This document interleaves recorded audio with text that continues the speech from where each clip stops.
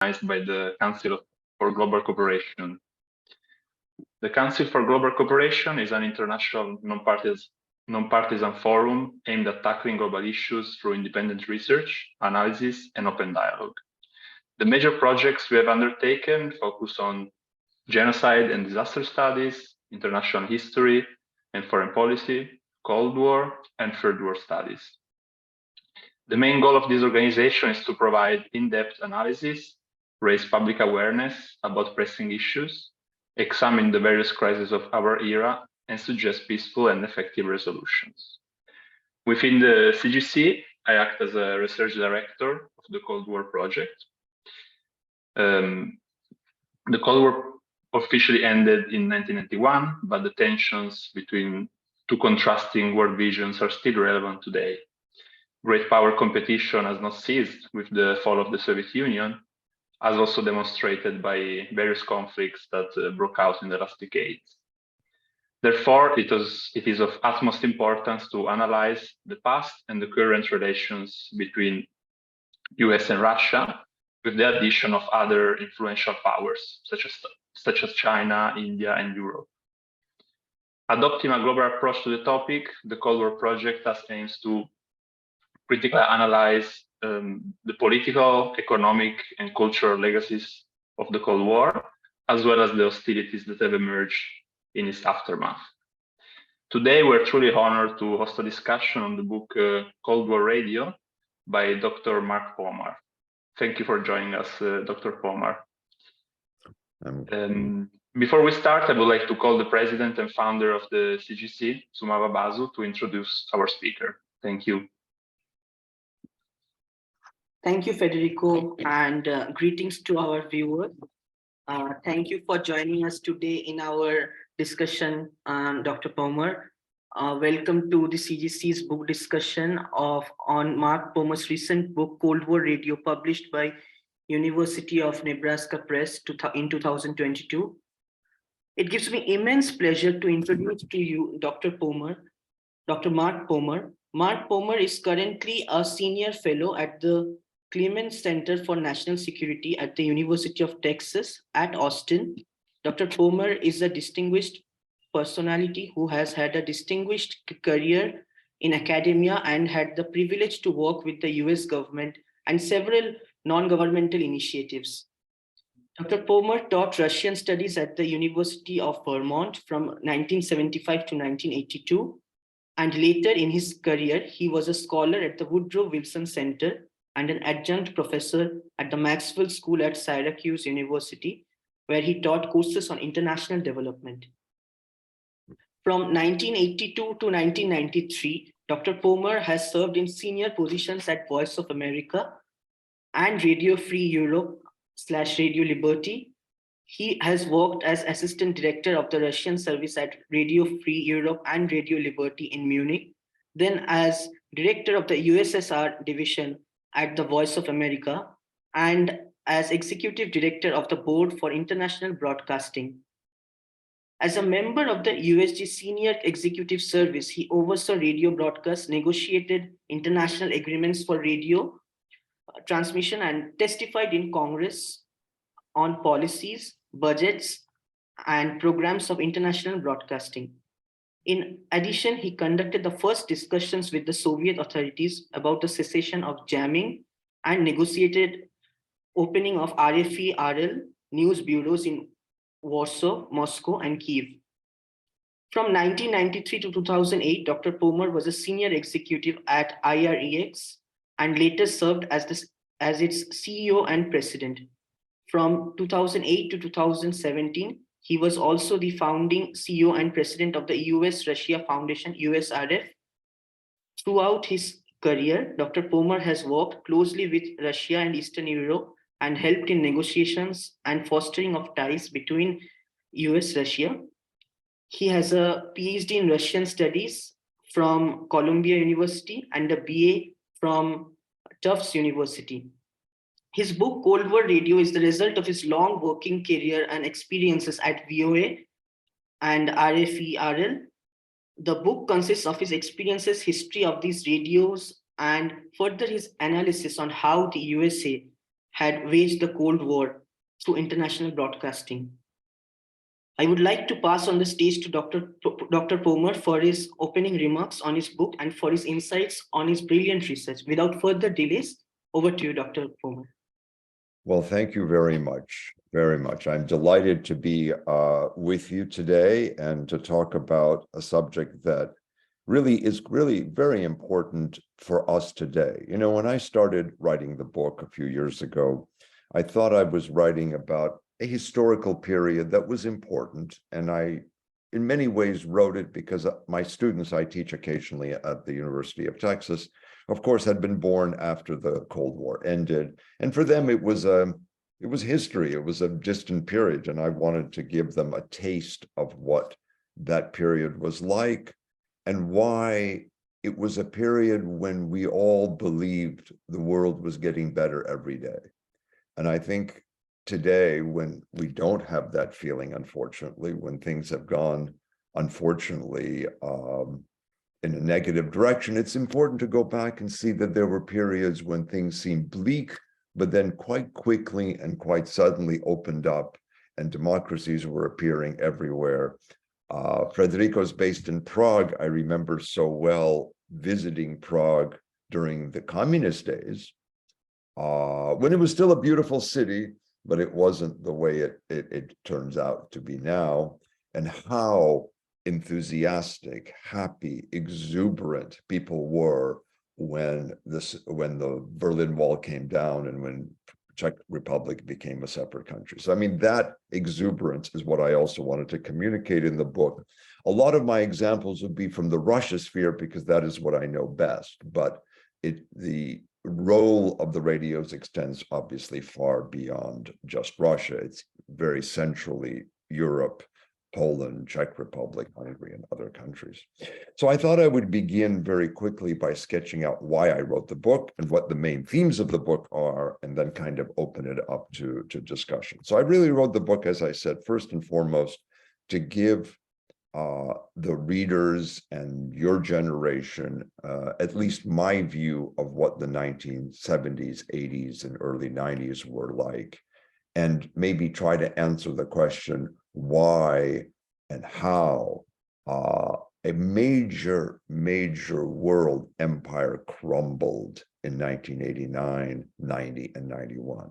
I mean, if you look back, as historians look back at world history, the years 1989, 90, 91, like the French Revolution 200 years earlier, or other major periods in world history, is going to be studied, analyzed, examined, because it is really unique in world history that an aggressive major power that had an empire connected to it so basically, and I say basically, peacefully crumbled and disappeared. And I think that's a phenomenon that we will all engage in one way or another. So I wanted to communicate at least a tiny sliver of that period in a way that I witnessed. As I've said many times, I was old enough to be present and involved and sitting in the room where decisions were taken. I was young enough, I was very often the youngest person in the room, to have outlived people who were in that room. And so therefore I feel a certain obligation to at least give that version as best as I could.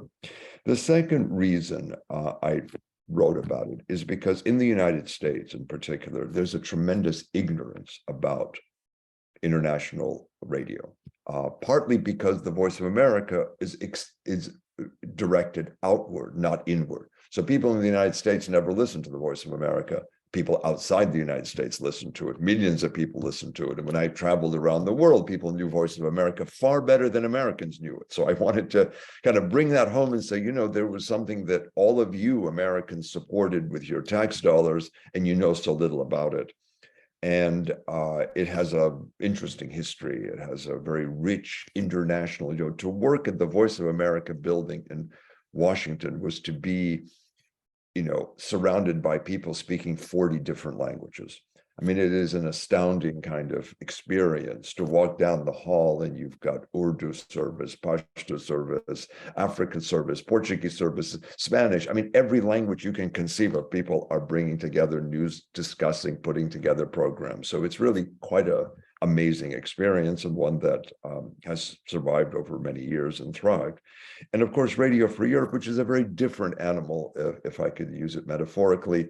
The idea of Radio Free Europe, Radio Liberty, as you may very well know, was set up in the late 1940s, early 1950s to really be as if it were functioning in the countries to which it was broadcasting. So just to take the example of Prague, the Czech, then the Czechoslovak service, sitting in Munich, was trying to create a program that would have been put on the air in downtown Prague if there was freedom of media and freedom of information. In other words, the idea was to be situated, and the whole world view was based on that language service. So the Warsaw, the Polish service would look at the world as if it were sitting in Warsaw, the Russian service as if it were in Moscow, the Ukrainian service as if it were in Kiev, and so on and so on and so forth. So it was a very different, and it really, really drew heavily on immigration, on people from that country.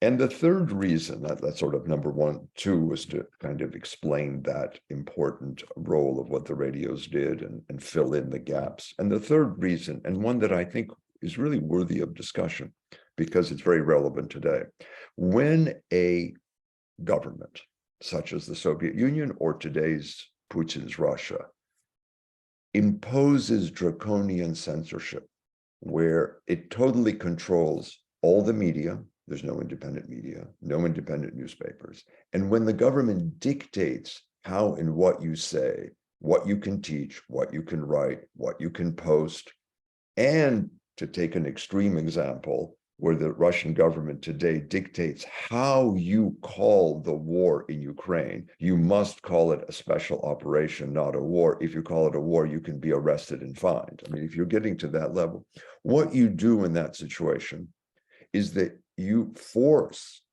the normal discussion of politics, history, development outside the country. It can no longer function in the country, so that people who are living outside the country, who have defected, left, emigrated, whatever the case is, they form the kind of political discourse and discussion living outside the country. So just to take an example, a very recent example, a number of Russian political activists, all of whom have left Russia, are living in Europe, some in Prague, some in the Baltic states, some in other countries, gathered in Warsaw a few weeks ago to talk about what Russia might look like after Putin's regime. Because every country, every civilization wants to be discussing, especially its young youth, as to what will happen next. What are the plans for the future? How is Russia going to evolve? You can't discuss it in the country. You can only discuss it outside the country. And so the role of Radio Free Europe, Radio Liberty in particular, Voice of America not so much, was to be the place where exiled writers could meet and broadcast, where you could discuss political philosophy and ideas that were non-communist, where you could talk about where and how the Soviet Union would evolve. And so they became a repository of independent culture, independent political thinking. And I wanted to explain in my chapters on programming. So let me just give you a few examples. I'm mindful of the time, but let me give you an example. So other than setting out the general kind of very general history of how the radios came about, I really the main focus of the book is on 5 fundamental parts of our broadcast. The first and most important, I think, is the notion of human rights. Probably more than anything else, the radios in the Soviet period talked about the concept of human rights, the UN Universal Declaration of Human Rights, the rights of immigration, the rights of religious freedom, the right, and you go on and on and on, most of which were controlled or abrogated in the Soviet Union. And what's very important here, and I mean, this is central, is that the Helsinki Accords, the famous Helsinki Accords of 1974, codified universal human rights, and the Soviet Union was a signatory to those rights. And so the dissident movement, the movement that if you look at the Soviet Union, what brought down the Soviet Union? What brought down the Soviet Union were internal changes. They weren't external changes. Ronald Reagan didn't end the Soviet Union. The EU didn't end the Soviet Union. The Soviet Union changed from within. It changed from within.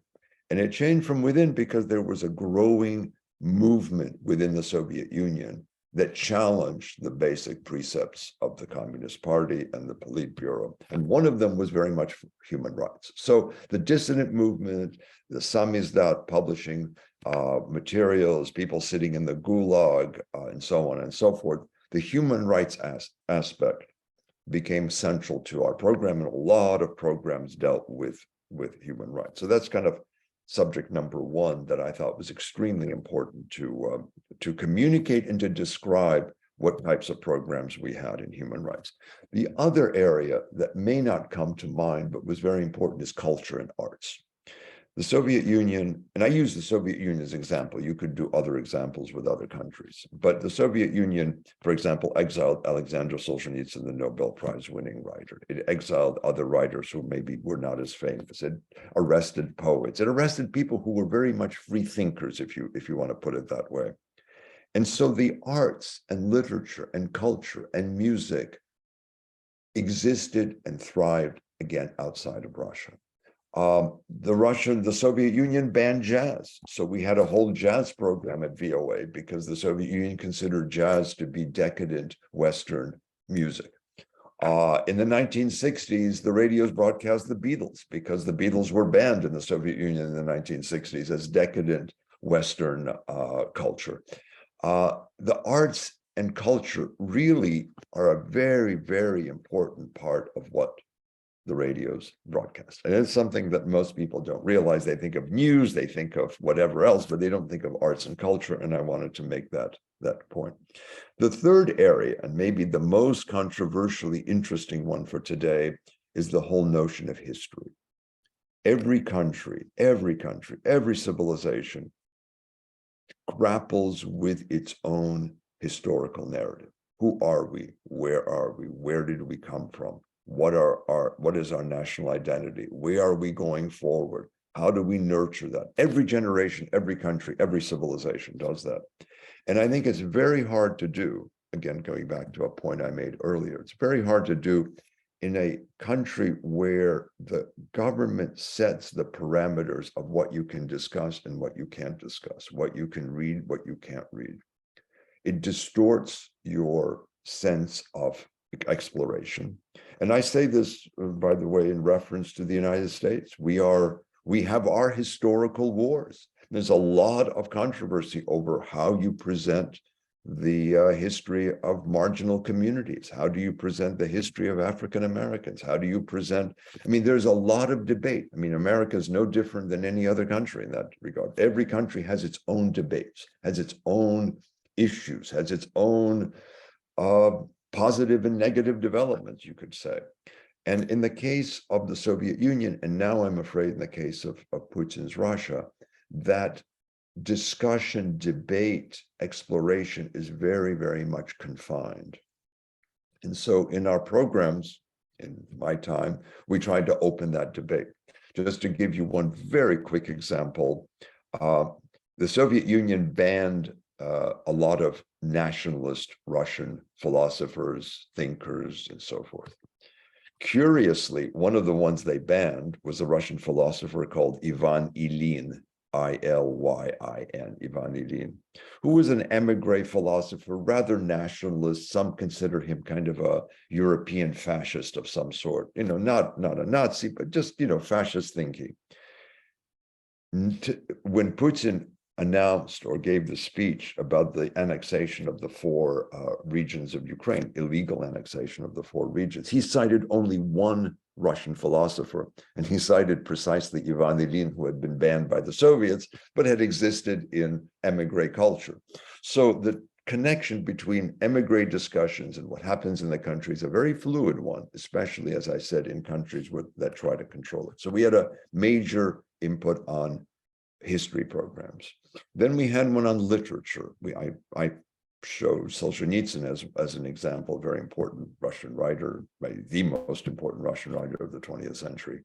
But that was true for a lot of others. Literary texts, things that we wouldn't necessarily associate with politics, were banned. And the fifth, and I think in some ways the most surprising chapter in my book, if I may say so, is on religion. And the reason why it is about religious broadcasting, because again, the Soviet Union was an officially atheist state. An officially atheist state essentially banned all religions. We weren't there to tell people they should be religious or not religious. That's none of our business. That's not what we do. I think we've lost. Oh no, he's still there. But what we wanted to do was we wanted to allow people in the Soviet Union, whatever their religion may be, to at least know, explore, understand. So we had a program on Russian Orthodoxy, which is the largest religion in the Soviet Union, and to this day in Russia. But there was also Judaism, there was Buddhism, there was Islam, of course, Islam being a very big part of the southern part of the Soviet Union and Russia. So we had programs that, to a Western listener are very non-controversial and non-political, but in the Soviet context, they were very much political and controversial. And finally, the latter part of my book, and it's something that maybe would be of greatest interest to all of you, is kind of what happened starting with Gorbachev's glasnost and how the world changed. You mentioned that I was involved in the first discussions of the end of jamming. And I can tell you, maybe I will end this part to 20 minutes by telling you just a story that you might find entertaining and interesting. So I started my radio days in 1982. I ended them in 1993. So for 11 years, I lived, breathed every day. I was involved in some form of international broadcasting, either as a negotiator, as a programmer, as a guest on the radio, etc.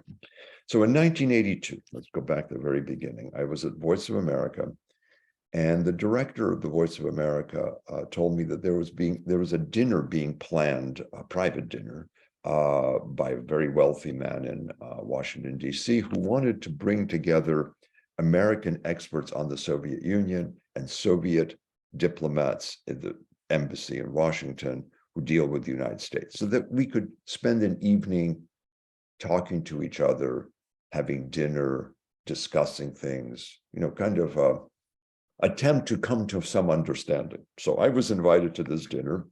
I went. It was a beautiful home. It was a nice home. I came. And of course, we all had name tags, who we are. So I had my name and I had Voice of America. When the Soviets came in and they saw my name tag, nobody would talk to me. Nobody would engage with me. Nobody would sit next to me. I was toxic. I was someone, they didn't want to be photographed next to me.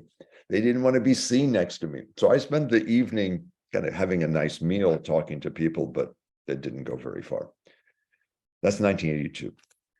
5 years later, 1987, I'm invited, I'm at the Board for International Broadcasting. I'm invited by the American ambassador to the Soviet Union, Jack Matlock, very famous ambassador, to come to the Soviet Union to begin the first discussions of the end of jamming of the radios in Moscow. Because unlike, and this is very important to understand, the United States, Western Europe, never jammed Soviet broadcasts. Radio Moscow could broadcast all they wanted. As a matter of fact, the United States we had a Soviet store in downtown New York that sold Soviet books, Soviet newspapers. I mean, it's a free country. You can, if you want to read Pravda or Izvestia, you're welcome to read them. That's the part of being in an open society. We had the Communist Party of the United States that was getting money from Moscow, and every 4 years they ran for president. They didn't get many votes, but they were always on the ballot. So it's a different.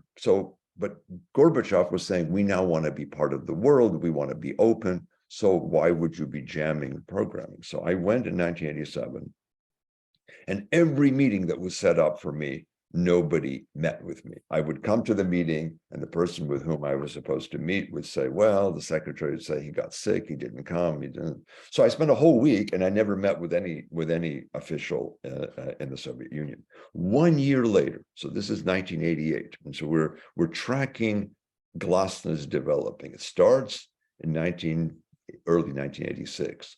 By 1987, it's moving, but not very far. 1988, I come a completely different attitude, completely different. People who would not meet with me in 87 were more than happy to meet with me in 88. As a matter of fact, they were saying nice things about the broadcast. One of the heads of the delegation, the Soviet Central Committee, even told us, we've seen improvements in your program. We see things are happening that are positive. 1 month later, jamming stopped. Several months later, we opened the first Radio Free Europe, Radio Liberty office in Moscow that you mentioned, Sumava, earlier. That office existed until February 2022. So it was open under the Soviet Union.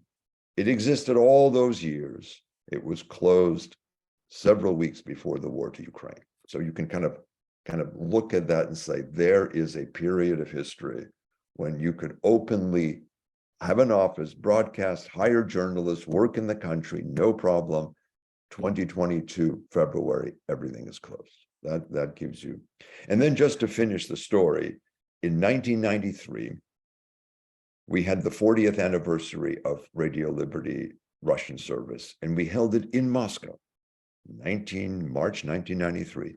Gorbachev, who was no longer president, came to our evening dinner.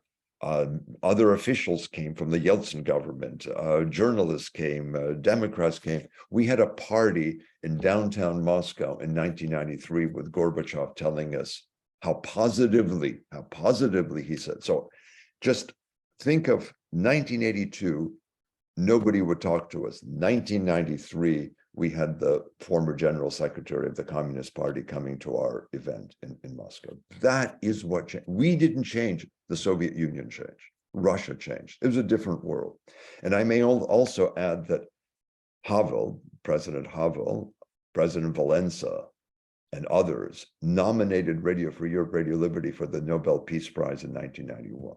So just to give you a sense of how that world had changed in literally 11 years.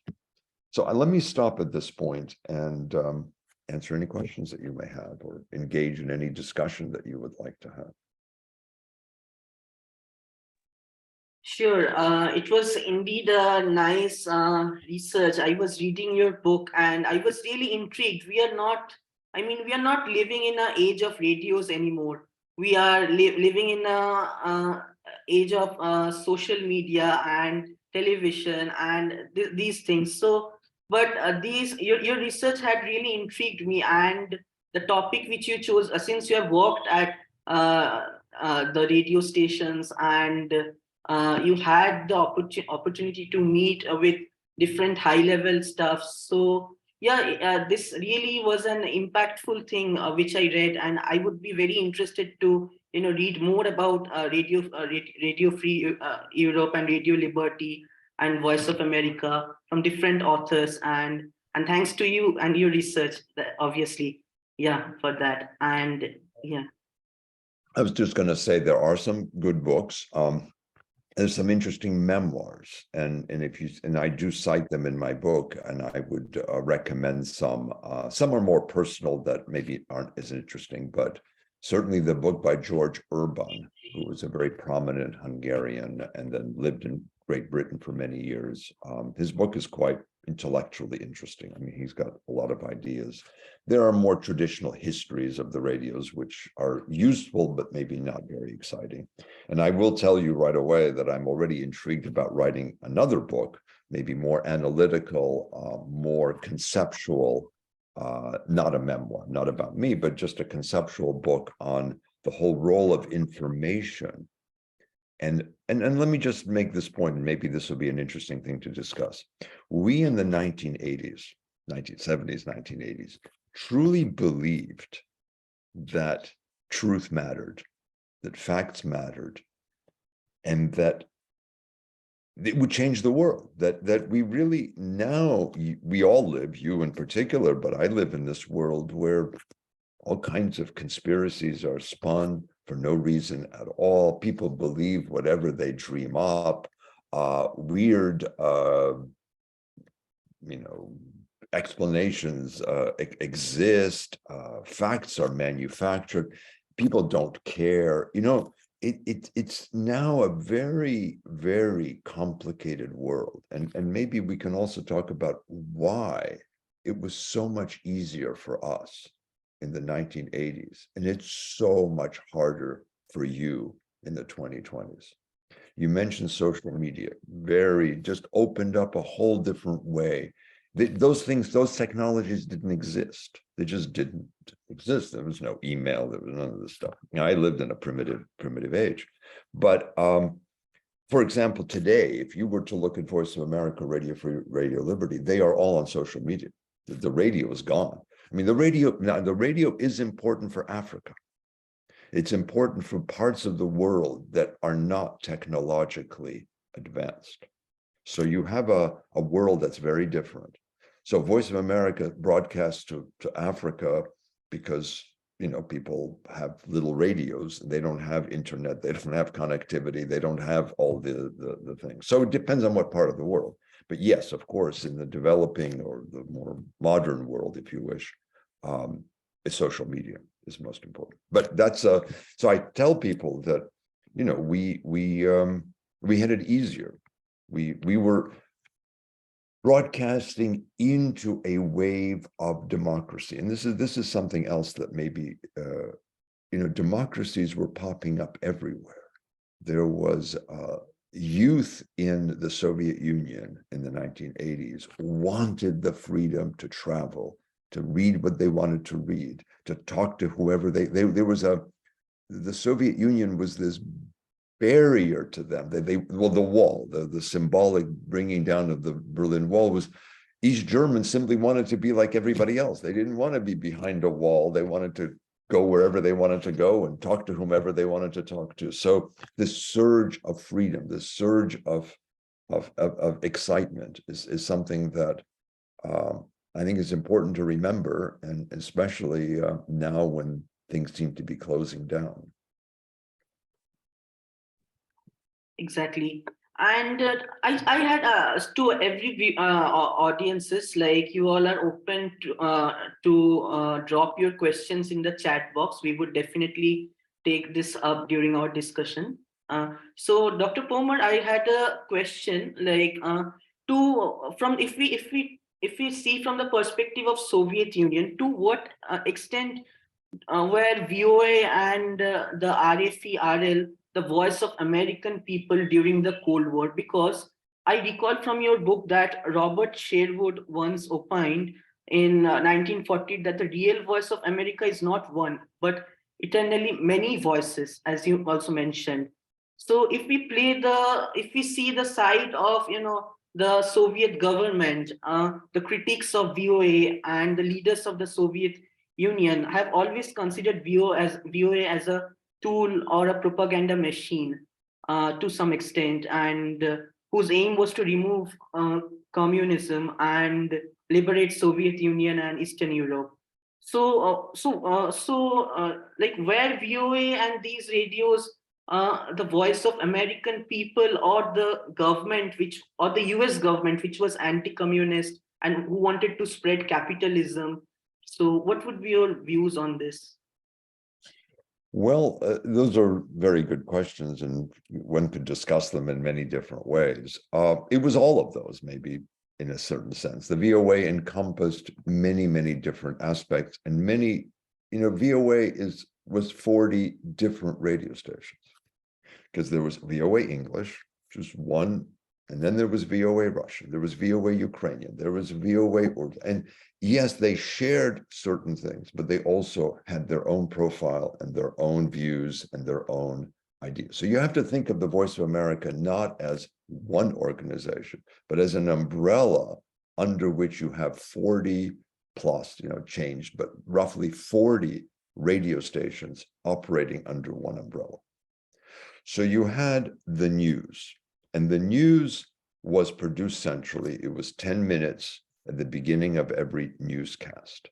And the news was produced centrally by the Central News based on whatever the news of the day was on AP or Reuters or whatever else. It was rather basic news. It wasn't anything very sophisticated. You know, this happened, that happened, you know, tragedy, accident, major speech, whatever. And it would be sent to all the language services, but the language services could choose those items that they thought was most relevant to their audience. So if the news had something about the Soviet Union, obviously the Russian service would include that news item. But the Urdu service or the Pashto service or whatever other Swahili service might find that totally irrelevant, but they would see something that happened in Asia and they would definitely include the Asia. So yes, there would be one general news output, but what each station selected depended upon what they thought their audience would be most interested in hearing. So that already sets all of them apart. Then in most of the programming, the radio stations, the language services had a lot of choice as to what to broadcast. Some of the larger ones, Polish service, Russian service, and Spanish service, Portuguese service, they're rather a large service. Chinese, we had very big Chinese service, Mandarin. They would send their correspondents to cover events because they wanted to explain, let's say, congressional debates in a way that made sense to their audience. You can't take the New York Times or the Washington Post and simply translate it because that's written for an American audience. It will make very little sense to a Chinese audience. It will make very little sense to an Indian audience. I mean, you know, you try to pick out what you think would be interesting, relevant, and so forth. So from the get-go, it's very important to understand that it is not one entity, but as Sherwood said, many different voices. So in the course of that, you're getting very different perspectives. Each language service sought out people who spoke the language from that country. So, because you needed people on the air. So people who could speak Russian, they could be Americans, they could be former Russian citizens, but people who would be invited because they could immediately go on air and say something in that language. So you have already an introduction of many different voices from the country. And then the third point, or the last point I wanted to say, is that there was a law that was passed in 1976, I believe, or 75, which mandated a charter for the voice. And this is very important. And then let me just explain why. Because yes, the Voice of America is a federal US entity, federal government entity, but it is also an American one. It has to reflect. So the law very nicely stated, and I think very accurately stated, that the Voice of America not only presents the views of a current administration, but has to present the criticism or the critique of that administration from responsible entities within. So every time, didn't matter whether Democrat or Republican, let's say the president gave a State of the Union address, and then the opposite party would have a response to that State of the Union address. You would have to present both. That's just mandatory. Or let me give you another example. When the Watergate crisis hit Nixon administration, Voice of America gained a lot by presenting the entire Watergate. Or a very recent example, Donald Trump was impeached twice. The Voice of America, just a few years ago, broadcast in every language, every major language, all the testimony on Capitol Hill. So you could sit, and I watched it in Russian. It was I know Russian very well. I was watching it in my home in Austin, Texas. And they just broadcasted no different than, now that may upset people in the White House. They may not like it. They may complain, but the law protects that part of it. So I don't want to minimize tension. I don't want to say that there is no tension. That there's always tension. There's always somebody's unhappy over something. But I think in its best way, the Voice tries to be an American institution rather than a presidential or administration institution. And there was a lot of tension in the Trump years, a lot of tension, a lot of unhappiness. Many journalists of The Voice were very unhappy. They felt pressure. They felt that they were pushed to sort of. So I don't want to minimize that. I mean, that is embedded, but it is maybe not the whole story.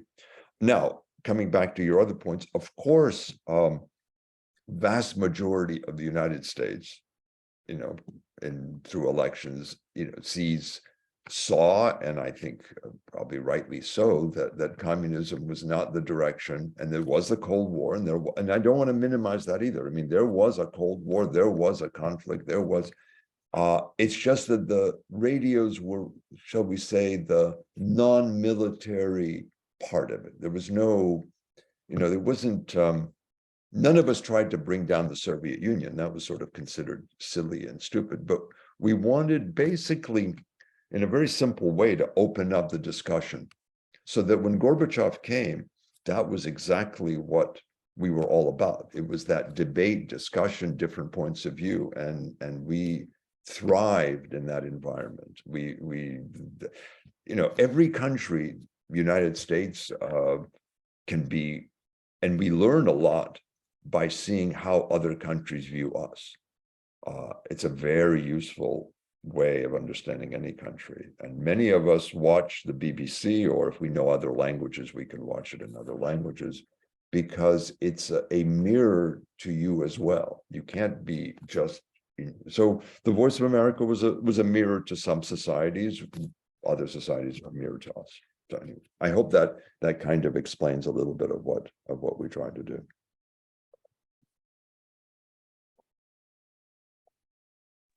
Yes, definitely. Yeah. I have another question that kind of connects to what we were just talking about the differences between these two radios. How did these differences evolve? What were the major differences? And especially in the case of Radio Free Europe, it was funded by the CIA until 1972, if I'm not mistaken. And then it came under the Board for International Broadcasting. So did the approach change? For example, did this radio become more perhaps independent, or did it always have a certain degree of autonomy?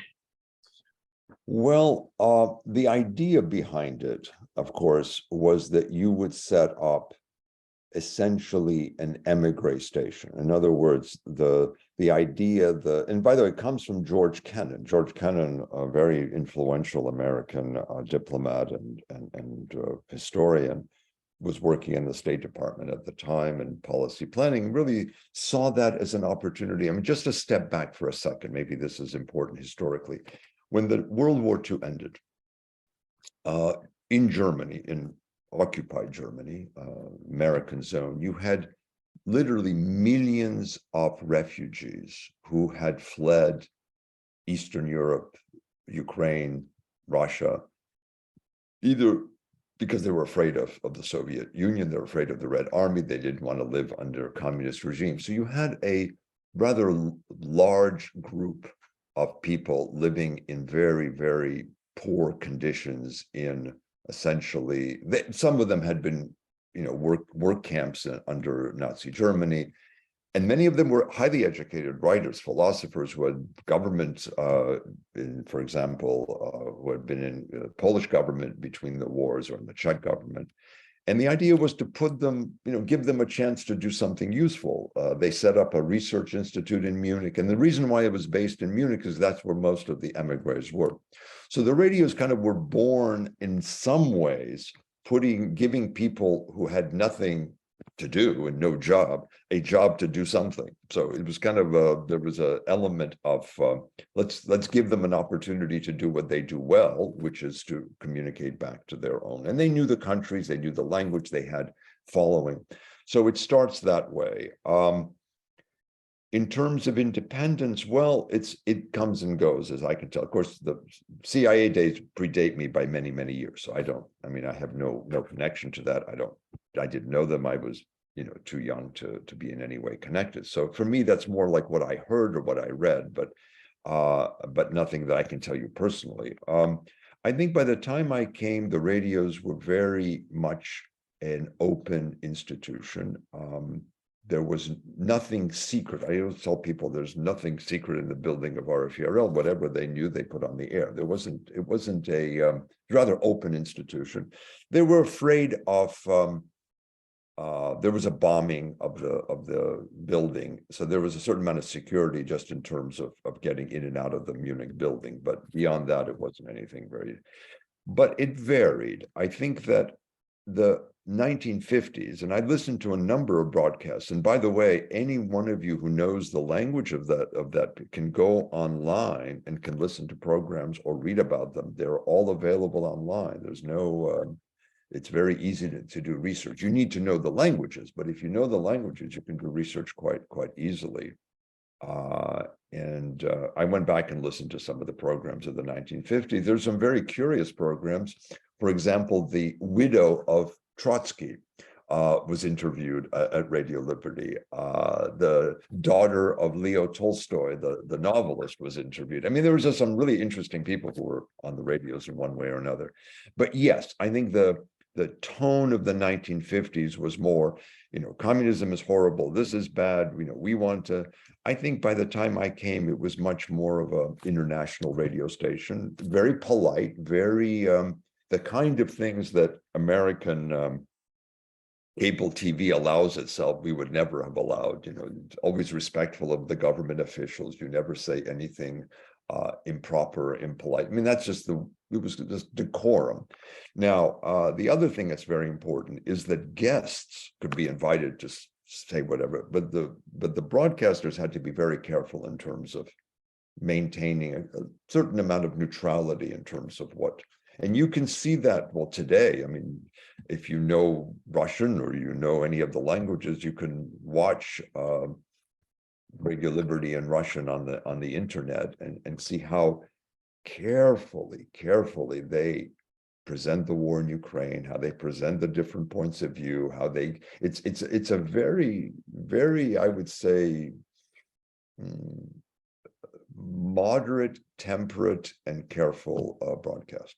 Now, that doesn't mean that someone somewhere didn't do something stupid, or someone, media brings out a lot of passions. And so you can always find some example of someone saying something that probably in retrospect wasn't the smartest thing to say.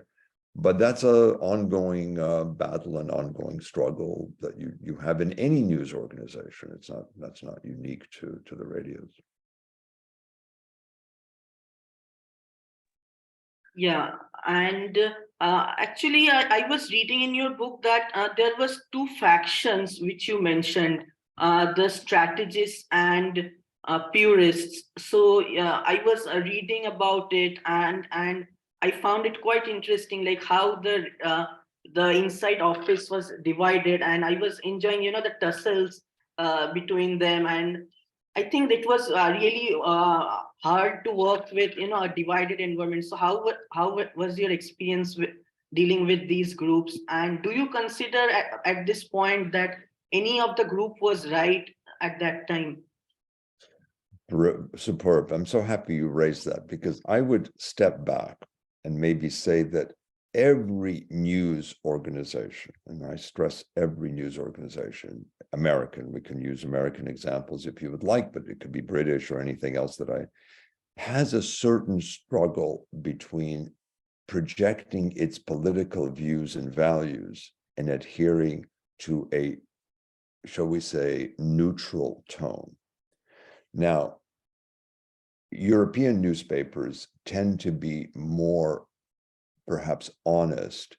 This is a right of center, this is a left of center. I mean, they announce that to you. They just tell you. You can look at European newspapers, and you know that Die Zeit in Germany is going to be left of center, Spiegel is going to be right of center.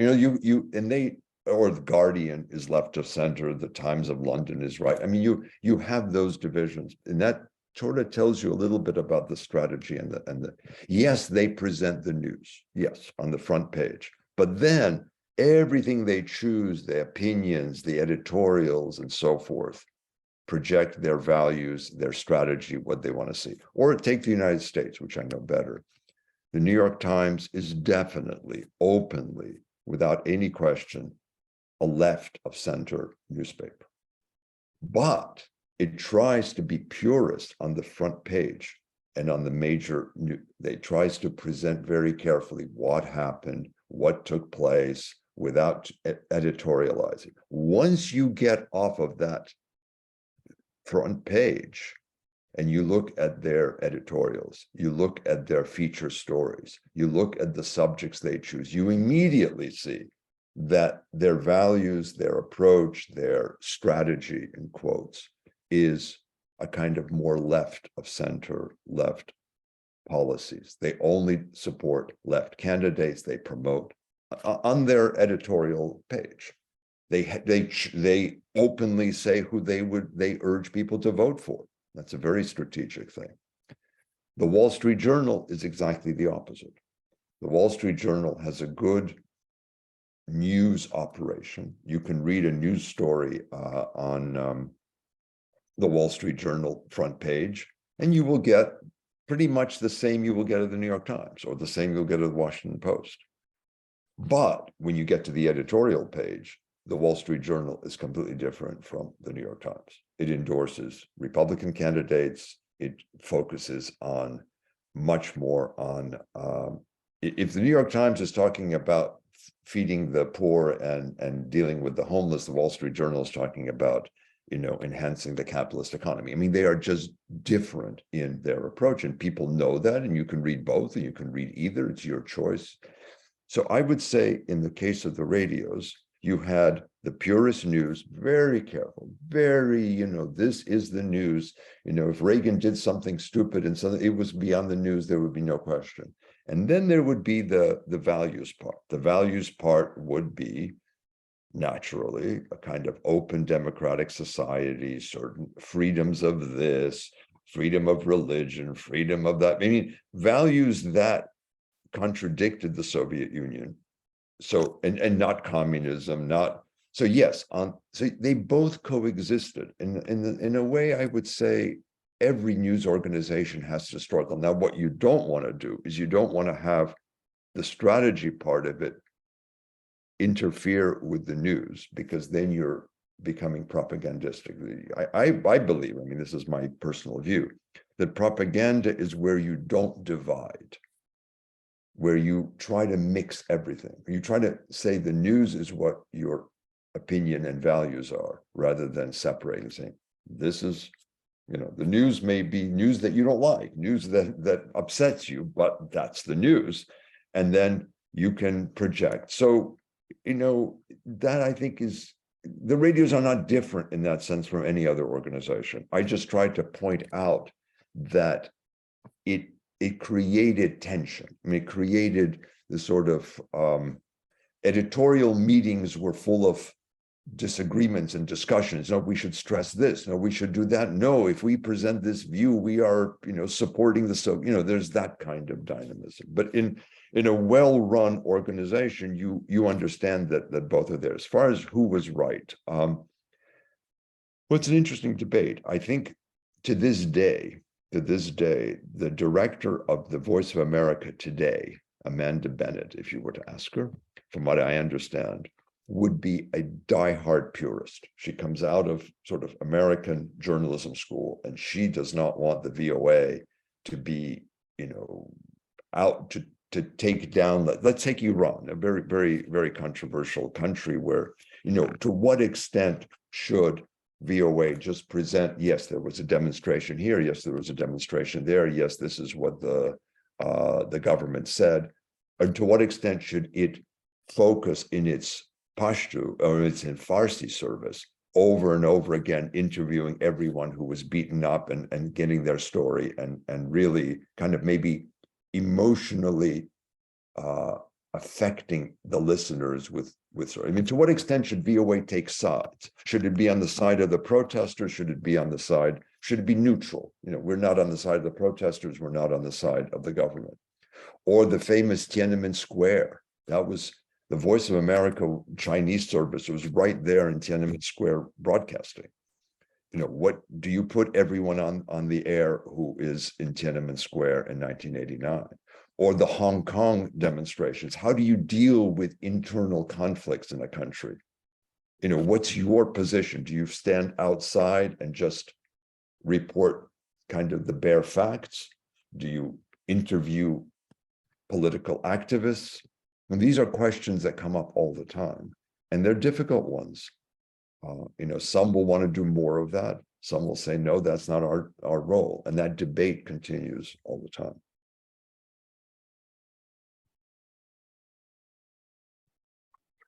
Actually, these are very interesting discussions. It reminds me of a question I always ask myself: if there is any actual independent media. I mean, if there is a news organization that can actually be non-biased. Because from what I've seen, what I experience, even opinions, they always have to be according to a certain political thought. It's very hard to be neutral, like even if one doesn't want to be neutral, and we're always exposed to criticism, in fact. Do you think, is it possible to have such properly independent? My personal view is that the best you can expect is honest media. Honest media is not necessarily, frankly, to be honest with you, very, very neutral media would be so boring, nobody would ever want to read it. Now, I'll give you a good example. Probably the most neutral, and there are, by the way, organizations in the United States and I believe in Sweden as well, that evaluate the neutrality or the extent to which organizations go either right or left. You know, there's a spectrum. It's never yes or no. There's always a spectrum that goes from one extreme to the other extreme, and then what's in the middle. So the most middle would be a newswire service like Associated Press or maybe Reuters or so, which is beyond boring to read. I mean, yes, it's very useful maybe if you're following a particular event, but nobody wants, people want color, people want drama, people want personal experience. They're not interested in you know, Kiev was hit by 25 rockets and light went out in this period. I mean, that's important to know, but that doesn't tell you why they were shot, how people reacted, what the ramifications. It's like a bare bones, yes, this happened, yes, that happened. Very, very important for the news.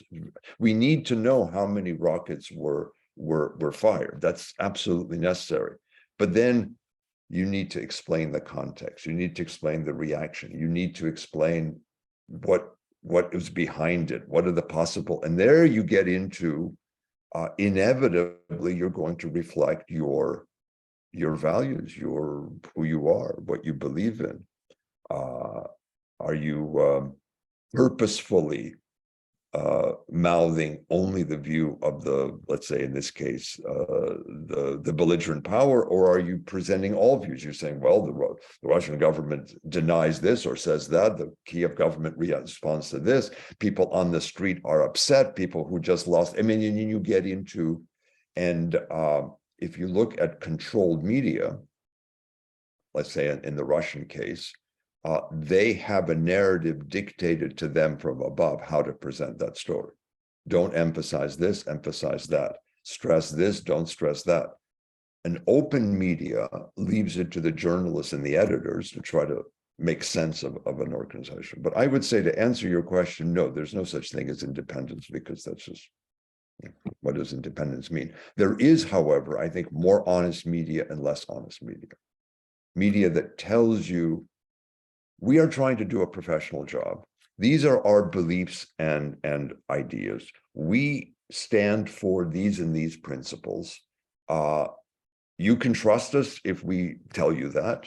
But I also think that any country or every country should have different points of view. I think it's very dangerous for any country, any civilization, to have only one source of information and dictated, this is what you should believe. And look at Europe, look at the United States, look at many other countries. It is the diversity and the competition that will give you a better picture so that you can make up your own mind. You can say, well, you know, I find this a little bit hard. Too heavy-handed is a good expression in English. You know, just, they're pushing this view too much. I need to see what is being said by someone else. Is there a ground? So maybe you create kind of your independent by having many different sources. I guess maybe that's another way of putting it. And so going back to the Cold War, we during the Cold War, I'm thinking Americans, Europeans, and so forth, Italians had a whole source of different sources of information. We were never denied any particular. You had the Communist Party in Italy, and they would be having their newspapers, and they would be presenting what they thought was happening in the Soviet Union. You would have a right of center a newspaper in Italy. You would have many different points of view in Germany or the UK or the United States and so forth. So the idea is that is what, in a nutshell, in kind of the core, we tried to help Russians or Poles or Czechs who didn't have that, who had no access to that, at least to have different points of view so they could make up their own minds, so they could see that the Soviet version of, or to give you a very good graphic example, Chernobyl, the disaster, the nuclear disaster. What happens when Chernobyl hits? The Soviet Union has because they don't know what to say. And so nobody says anything, nothing, blank for 2 days. So who is the only one supplying any information as to what? Well, we did, the BBC was very good at it. Deutsche Welle in Germany. We were trying to, I remember I was at Voice of America at that time. We interviewed medical experts on what to do when you had when you had radiation poisoning. What are the kinds of things to avoid? What you should be doing in terms of your safety. The Soviet Union did nothing. And then try to deny the whole thing and say, well, it wasn't all that important. It wasn't this, and so on and so forth. So that's the danger where you have news controlled by one source. If an accident happened in Europe, there's no country in Europe that would control what people would go and find out and do their own work. And so I would say honesty and diversity, honest journalism, lay it out. If the Wall Street Journal believes in a robust capitalist society and wants to make that argument, they are open about it. They're not pretending to be something else. They're saying, well, this is what we believe. You like it, you don't like it, that's your choice. You can go elsewhere.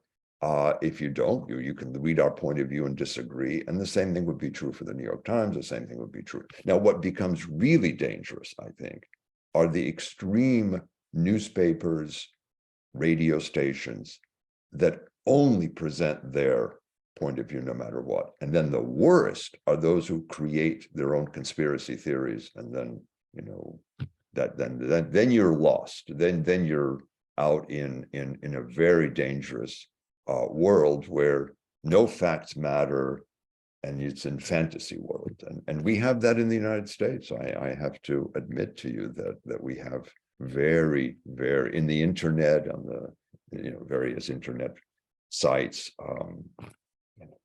all kinds of crazy things. Yes, I definitely agree. I think one of the benefits of, let's say, Western societies is to have exactly a plurality of media. So, of course, many newspapers, many organizations are clearly more right-wing or left-wing, but just to have the possibility to read both sides of the story and then eventually come up with our own idea, that's surely a benefit we don't, think that we have, and we don't, appreciate it enough. And about different opinions, I was interested to read about your meetings with Russian author Alexander Solzhenitsyn, because he was, from what I read, he was very critical of the Soviet Union, communism in general, but he was also maybe considered too nationalist, a bit nostalgic maybe of the Great Russia, the Tsarist era, from the more liberal opposers of the regime. So what criticism or difficulties did you encounter when working with him? You know, you raise such an important issue because Solzhenitsyn was treated as a hero in the 1980s, not by all, but by most, because he was anti-communist, because his Gulag Archipelago, which I recommend to everyone should read at least some part of it, is probably the most astounding indictment of Stalinist Russia that you will find. You know, just think for a second, you know, we kind of forget about this a long time ago, but the Soviet Union managed to kill more of its own people than anyone else could imagine. Its own citizens, its own people, millions of people in the Gulag working.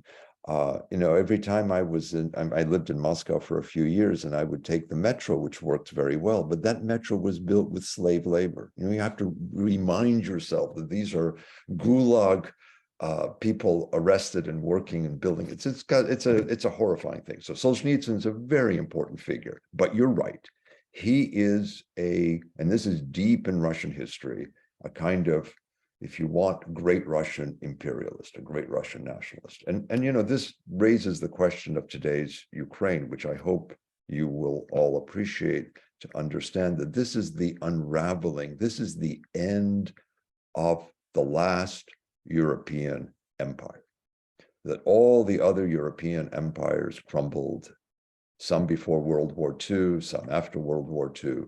The Russian Empire, which was alongside the British, the Dutch, the French, and so on, there was a major European empire, Tsarist Russia, we're going, but the Soviet Union continued it under a different guise. This is the unraveling. This is the colonial war. This is the war for independence in Ukraine against a colonial power. I mean, you can look at that, today's war, you know, what's happening right this minute. And Solzhenitsyn is in the camp of the great Russian imperial nationalist view. So he was, I mean, he's a controversial figure in the Soviet Union because right now, and in Russia today, because Putin wants to have both the Soviet Union and Tsarist Russia all wrapped up together as one entity. And of course, Solzhenitsyn is not for the Soviet Union. He suffered, he spent time in the Gulag, he records it. So I think his views are accepted for the Putin regime, but his criticism of the Soviet Union is kind of maybe pushed aside as, you know, something we don't really want to deal with. But I think that nationalism, and I could share with you an interesting story on that score. When I was first joined Radio Free Europe, Radio Liberty, I remember talking to some editors and former dissidents and telling them, well, you know, we broadcast programs on Russian culture and Russian religion. They said, look, they told me back in the early 80s, Russian nationalism is growing in the Soviet military, in the KGB. They don't really believe in communism. Communism died as an ideology, well, probably in the 60s. So the Soviet Union wasn't really, no one really believed in communism. They believed in great power, they believed in whatever else, but they didn't believe, I mean, they repeated those words, but no one really believed it. I had a Fulbright scholarship in the Soviet Union in 1981. And I met lots of Soviets, and you know, they basically, nobody believed in communism. That was long gone. But they believed in hard Russian imperial power. And I think that what we are seeing today grows right out of that. And it grows right out of that confluence of maybe Soviet practice. You had mentioned that genocide is one of the topics that you are also examining. I think one of the things that is very frightening about, and it's a question very relevant, is there genocide in Ukraine or not? Was there genocide in 1930s or not? Those are very relevant questions. And I noticed that the Bundestag recently kind of voted that, yes, there was genocide in the 1930s when 4 or 5 million Ukrainians died of starvation. But the thing to keep in mind that the Russian method of war today is no different than the Red Army in World War II. destruction of property, stealing of property, raping of women. I mean, these are all things that are recorded, extensively in World War II and now are being recorded. So there is a kind of a brutal campaign, whether it is genocide or not, I am in no position to say. I think it's something that needs to be debated. Is it just a war crime, not a war crime? When does a war crime become genocide? But these are super important issues. I'm very happy that you're dealing with them. But keep in mind that that is kind of a older method of war that now is in the sort of propounded as a kind of in view of an imperial larger Russia to preserve it. And if you've been to Russia, I don't know if you have or not, but if you do go or if you've been there, you will notice that there's a nostalgia for great Russian superpower. We were once a great superpower, and now there's this kind of desire on the part of a considerable amount of the population to somehow come back to it, somehow recreate it. So I think it's a long way of answering your question, but I think your question is a critically important one, that the roots of today's Russia, the roots of the war in Ukraine go back in Russian history and into Soviet history, into Cold War history. They are not just coming out of nowhere. They are rooted deeply in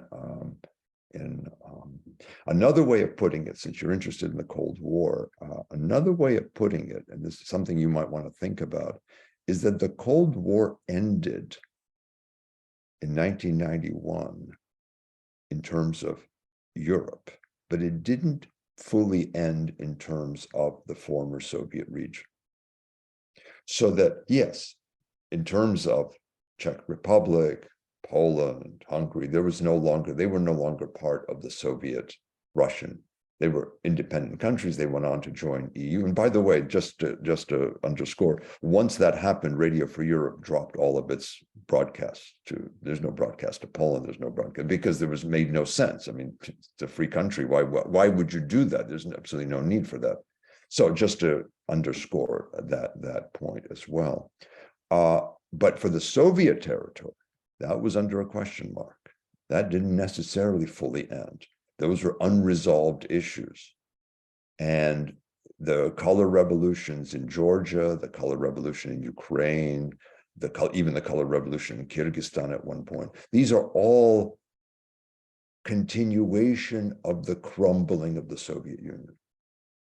These are unresolved issues. There hasn't been a peace the way there has been vis-a-vis Europe. I think Russia totally understands it's never going to be controlling Poland again. It's not going to be controlling Hungary again. I mean, that's gone. That's ended, over, done with, forget it.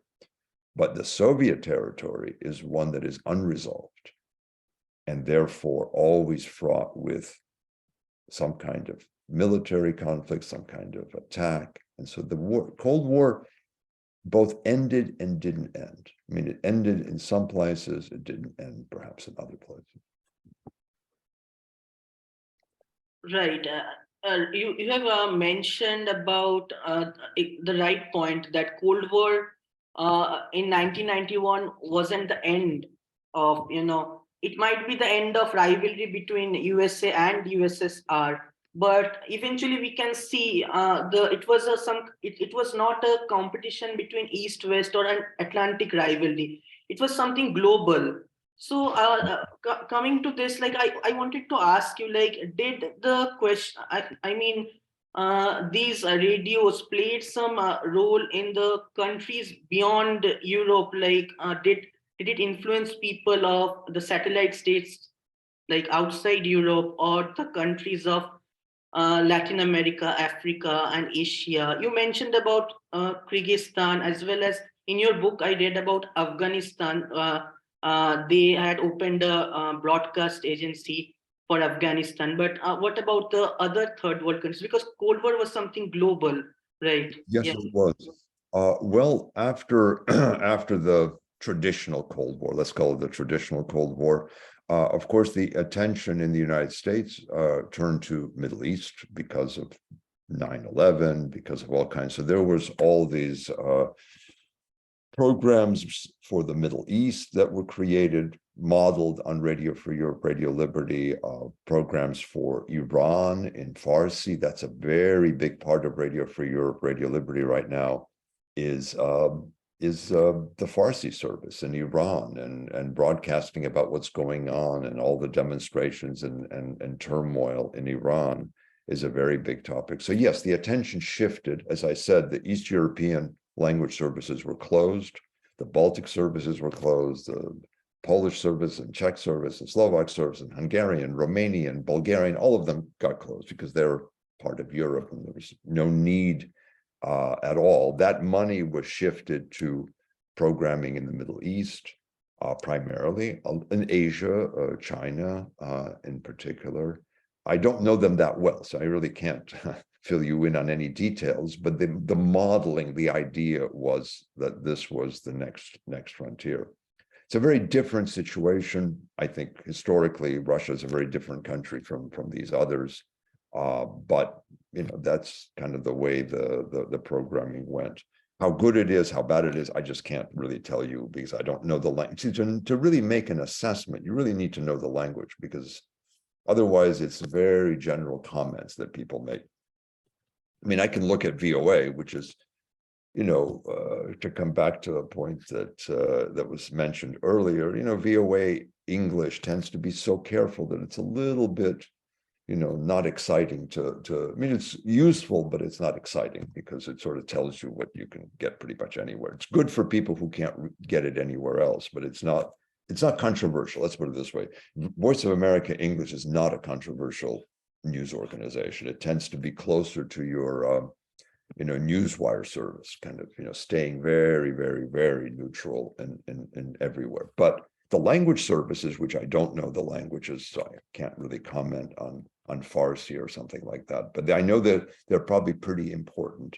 And I know the Ukrainian service is doing an astounding job with the war. There's quite a large service. The Russian one's doing quite well as well, following the war, interviewing people, recording what's going on. I mean, there are all kinds of reporters throughout Ukraine and the war. So I don't know if I answered your question, but that's kind of what I can say.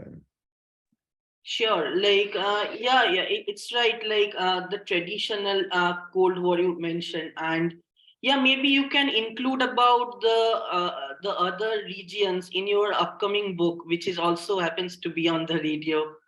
So yeah, it would be a suggestion. Well, what I'm thinking about, I haven't started yet. What I'm thinking about is really, again, going to those latter years of the 80s and early 90s and looking at how and why countries like, using Poland maybe as an example, or the Baltic states, really emerged from that with such a strong sense of national identity, vision, purpose, where they wanted to be. You know, I met Lech Walesa, President Walesa, before he became president. I met him in the Gdansk shipyards back in 1989, and had an opportunity to ask him, you know, what is his vision for Poland? And his vision, I remember this so well, was a normal, open European country. We don't want to dominate anyone. We just want to be part of the European family of nations. It was just so clear, simple. And it's exactly what Poland has basically ended up being. And it has its own peculiarities. It has its own nationalist strand. It has its own heavy Catholic, kind of conservative Catholic view of the world. I mean, there are elements of Poland that are peculiarly Polish, but overall, it wanted to be part of Europe. And having gone to Poland for the first time in 1981 and seeing it now, probably I can't think of any other country, maybe with the exception of South Korea, that in a short period of time went from such poverty to such wealth. I mean, today's Poland is wealthy in ways that Poland has never been and never dreamt it could be. And it's in a relatively short period. Anyway, it's a long answer to what I would really like to look at is sort of more the theoretical conceptions of information, how information helps mold and help a country develop its sense of mission, its sense of place in the world, what it wants to be. Anyway, play around with that and see where that takes me. But I think the Cold War continues to be, and also maybe this is the other thing, see if I can draw out some lessons from the Cold War that could be applicable to today's challenges. Now, is there something we did in the Cold War, end of the Cold War, that really is a useful lesson for how to deal with today's problems? As I said, they're much harder today, much more difficult today. But for example, just to give you an example, Putin used a very, very skewed notion of history to justify invading Ukraine. How do you open up the subject of history of any country so that people can see that its diversity rather than a narrow view of it? Because every country has, many different aspects to its history. You can do it through information, you can do it through various technological means, discussions, book readings, whatever we tried to do that. I think today, the subject of historical identity is very important, extremely important. I mean, it's used to justify a war, so it could also be used to maybe justify peace, maybe saying that this is something that we could help bring about maybe more understanding. I've noticed in the United States, we've really, really opened up some of the darker chapters of American history in a way that I think is very healthy for society. It may be a little painful, but it's very healthy for a society to look at its more negative developments. I think it's, and I've noticed tremendous progress toward kind of reconciling a racist past with today's challenges. I think, the United States is changing rapidly in my lifetime from a predominantly or overwhelmingly white Christian society to a very diverse society of every conceivable language, religion, point of view, what have you. And in order for that society to thrive, we have to kind of understand that the past is gone and there's a new America, and you need to reevaluate your history in view of this new evolving. And I think for Russia, just to come back to our main topic, Russia has a lot of learning about itself that it needs to do in order to find its place in the world. It's a big country. It's the biggest country geographically in the entire world. It's got to find its place. It can't just be an outlier the way it has been, kind of being more of a bully outlier. It can play a positive role. It could be a positive player in the world. It doesn't have to be a negative player. And if we can help somehow with that process, I think it would be very, very, very good for the world, very good for your generation. So I think there's a lot of work to be done in the 2020s, tremendous amount of work to be done. And maybe the Cold War, and it's successful, and this is what I'm stressing, it's happy ending. It's a happy ending Cold War. It didn't end negatively. It ended with, in Prague, downtown Prague, hundreds of thousands of people came out to cheer and party. I mean, this was joy. This was enthusiasm. It'd be nice to bring some of that back if we could somehow. Yeah, like there is an author, John Lewis Gaddis, like who also mentions this point, like it was the long peace and the ending was something not, as we expect in typical wars. It was something happy ending. Yeah. Gaddis is a very good person. I just read his biography of George Kennan recently. George Kennan, very, very good biography of George Kennan. Mm. So let me just say, as our time is coming up, please I think this was, I have to tell you, your questions are the best I've heard from anybody anywhere. So my congratulations to all of you. And let me know how I can help you in the future. I'd be very happy to be involved and maybe introduce you to other interesting people that you may want to interview. So let's keep in touch. Thank you so much. And to the viewers also, like it was nice to have a conversation with Dr. Pomar, and our CGC would be again back with its new contents very soon. Thank you so much. And please send me a link to your